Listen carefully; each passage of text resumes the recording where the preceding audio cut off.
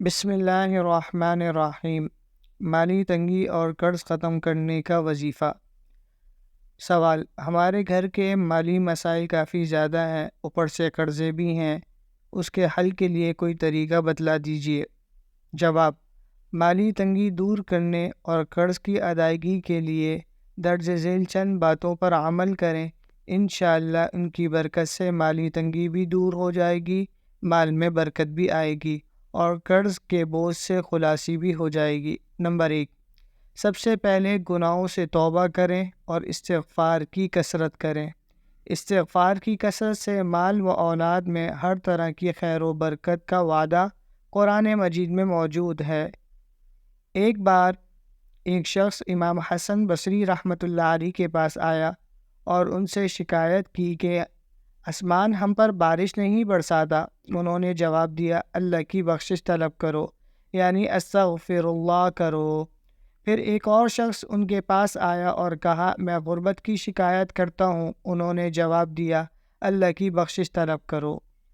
پھر ایک اور شخص ان کے پاس آیا اور شکایت کی، میری بیوی بانجھ ہے، وہ بچے پیدا نہیں کر سکتی۔ انہوں نے جواب دیا، اللہ کی بخشش طلب کرو۔ جو لوگ موجود تھے انہوں نے امام حسن بصری رحمۃ اللہ علیہ سے فرمایا، ہر بار شخص آپ کے پاس شکایت لے کر آیا، آپ نے صرف اللہ سے بخشش طلب کرنے کی اسے ہدایت کی۔ امام حسن بصری رحمۃ اللہ علیہ نے جواب دیا، کیا تم نے اللہ کا بیان نہیں پڑھا؟ اپنے رب سے بخشش طلب کرو، بے شک وہ بڑا بخشنے والا ہے، وہ کثرت سے تم پر بارش برسائے گا اور تمہیں خوب پے در پے مال و اولاد میں ترقی دے گا اور تمہیں باغات عطا فرمائے گا اور تمہارے لیے نہریں نکال دے گا، اور اللہ ان کو عذاب نہ دے گا اس حالت میں کہ وہ استغفار بھی کرتے ہوں۔ کبھی استغفار نہ چھوڑو، برائے مہربانی اسے شیئر کریں اور یاد رکھیں کہ آپ کو ثواب ملے گا ان تمام لوگوں کو یاد دہانی کرانے کی وجہ سے جو آپ کے یاد دلانے سے استغفار کریں گے۔